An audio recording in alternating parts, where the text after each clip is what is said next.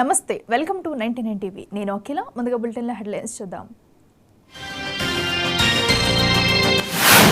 దేశంలో దళితులు, మైనార్టీలు, బీసీలపై దాడులు పెరిగాయి. మళ్లీ గెలిస్తే బీజేపీ రిజర్వేషన్లు తీసేస్తానంటుందన్న కరీం శ్రీహర్.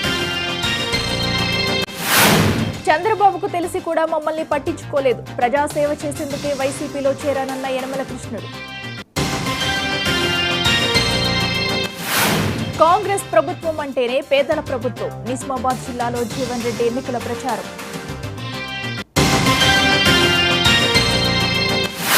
కాంగ్రెస్ నుంచి తెలంగాణకు విముక్తి కోసం పోరాటం. బీఆర్ఎస్ మరో ఉద్యమానికి శ్రీకారం చుట్టబోతుందన్న జగదీష్ రెడ్డి.